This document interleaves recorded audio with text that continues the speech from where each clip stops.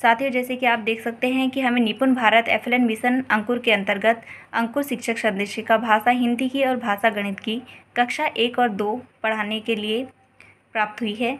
तो आप देख सकते हैं कि जब हम अपना कक्षा कार्य कर रहे हैं तो इस बुक के अंतर्गत कुछ चित्र दिए गए हैं, कुछ प्रतीक चिन्ह दिए गए हैं। उन प्रतीक चिन्हों का अर्थ क्या है, आइए समझते हैं। साथियों, अगर आपको जानकारी पसंद आती है तो आप चैनल को सब्सक्राइब जरूर करें और वीडियो को लाइक करें, ताकि ऐसी ही महत्वपूर्ण जानकारियां हम आप सभी के सामने लेके आते रहें। तो साथियों, यहाँ आप देख सकते हैं कि हमने सप्ताह 1 दिवस 1 हमारा जो हमारी शिक्षक संदेशिका हिंदी की प्राप्त हुई है, उसमें हमारे यहाँ पर कुछ प्रतीक चिन्ह दिए हुए हैं। आप देख सकते हैं ये, और इस प्रकार से बीच बीच में प्रतीक चिन्ह दिए हुए हैं। तो इन प्रतीक चिन्ह का मतलब क्या है, ये चित्र क्या कह रहे हैं, अगर ये चित्र नहीं होते तो क्या होता, चित्र किसकी जानकारी दे रहे हैं, बता रहे हैं, क्या कह रहे हैं, चित्र का उपयोग क्यों किया गया है, ये हम आज देखेंगे। तो आइए वीडियो को आगे बढ़ाते हैं और सभी चित्रों के प्रतीक चिन्ह जो दिए हुए हैं हमारे पास, इनको समझने का प्रयास करते हैं। जैसे कि आप देख सकते हैं, कक्षा 1 और 2 के लिए मिशन अंकुर लक्ष्य निर्धारित किए गए हैं। तो इसमें है, मिशन अंकुर के तहत कक्षा 1 और 2 बच्चों को बुनियादी साक्षरता, संख्या ज्ञान एवं जीवन के बुनियादी कौशलों के लक्ष्यों को प्राप्त करना है। मिशन अंकुर कार्यक्रम के अपेक्षित व्यापक लक्ष्य नीचे दिए गए हैं। तो ये हमारे लक्ष्य हैं। तो ये प्रतीक चिन्ह क्या कह रहे हैं, देखिए। जैसे इसमें ही है, ये 2 चित्र बने हैं, एक लड़का है एक लड़की है, जो पठन मतलब ये जो समझ रहे हैं, किताब पकड़ के चित्र बना हुआ है प्रतीक चिन्ह। इसमें है समझ के साथ पढ़ना। आइए देखते हैं कि ये चित्र क्या बताता है। बुनियादी साक्षरता के महत्वपूर्ण लक्ष्यों में से एक समझ के साथ पढ़ना। बच्चा जब किसी पाठ को पढ़कर उसका अर्थ समझने लगे, तब माना जाता है कि वह समझ के साथ पढ़ रहा है।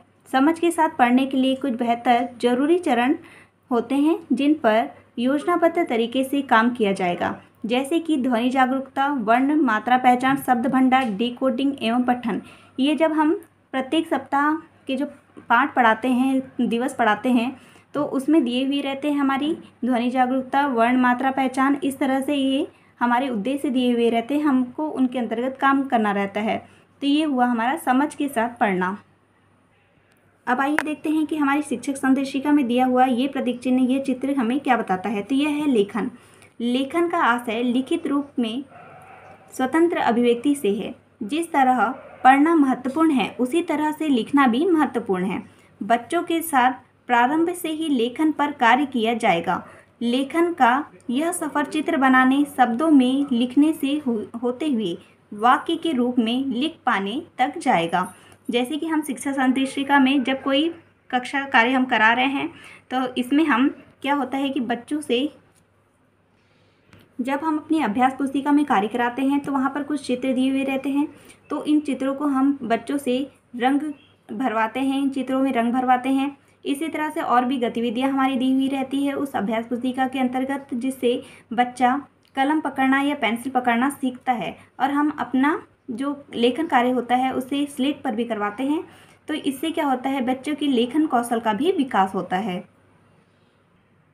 अब आइए देखते हैं कि हमारा जो तीसरा लक्ष्य है कि बुनियादी कौशल जो हमारा है, बुनियादी गणित संक्रियाएं, इस पर हम कैसे कार्य करेंगे और यह चित्र क्या बता रहा है। तो आप देख सकते हैं, बुनियादी गणित में संक्रियाओं की समझ एक महत्वपूर्ण घटक है। जोड़, घटाव, गुणा एवं भाग केवल संख्याओं का अमूर्त उपयोग नहीं है।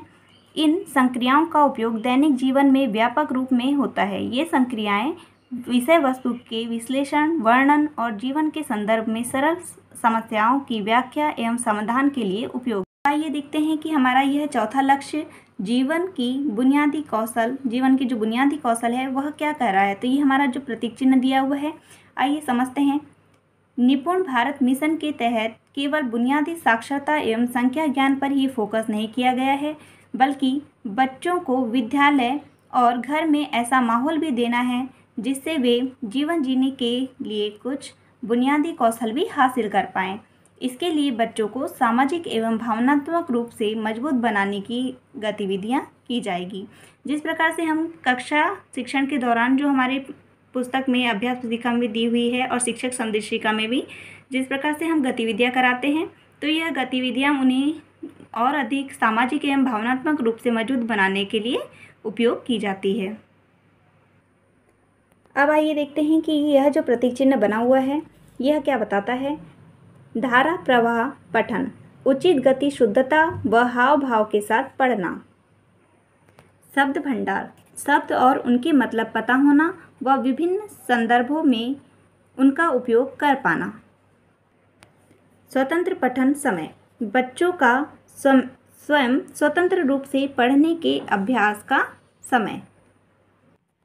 इसी क्रम में अब आइए देखते हैं कि ये जो हमारा प्रतीक चिन्ह दिया हुआ है यह क्या बताता है। यह है वार्तालाप, चित्रकथा पर मौखिक चर्चा। तो आइए इसके अंतर्गत देखते हैं कि क्या है।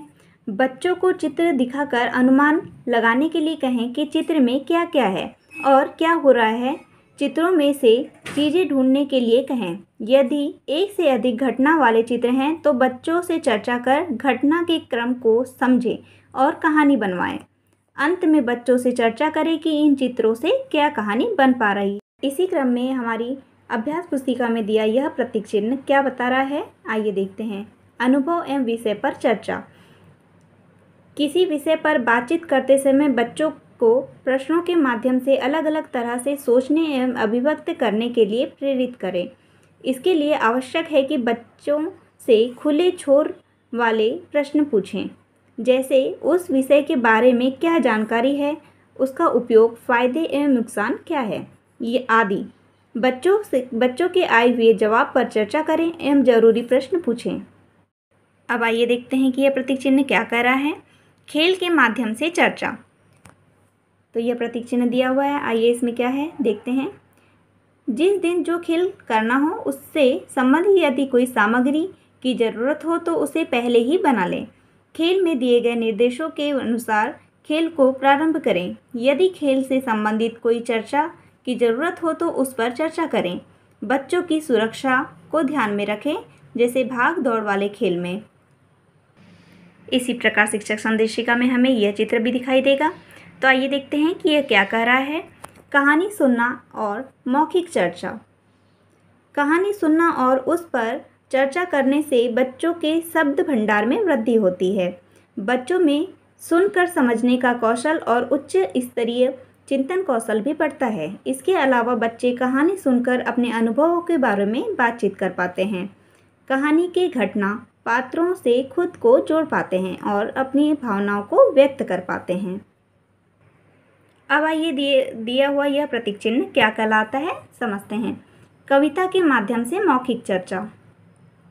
कविता कराने से पहले उससे संबंधित चर्चा कर उन्हें बच्चों के पूर्व अनुभवों से जोड़ें। गतिविधि के दौरान कविता को हाव भाव और रोचक तरीके से बच्चों को सुनाएं। कविता की एक पंक्ति पढ़ें और बच्चों को दोहराने के लिए कहें। इसके बाद कविता को बच्चों के जीवन से उनके आसपास घटित घटनाओं के अनुभवों से जोड़ते हुए उनसे चर्चा करें। अब आइए देखते हैं कि यह हमारा अंतिम प्रतीक चिन्ह क्या कह रहा है। यह है कल्पनात्मक चर्चा। बच्चों से कल्पनात्मक विषय पर चर्चा करने से बच्चों में कल्पना करने की क्षमता का विकास होता है। बच्चे अपनी दुनिया से हटकर दूसरी काल्पनिक दुनिया का सफ़र करते हैं, आनंद लेते हैं आदि। विभिन्न विषयों जैसे अगर पेड़ भी चलते होते, अगर हमारे पंख होते आदि विषयों पर बातचीत करते हैं और कल्पना करते हैं।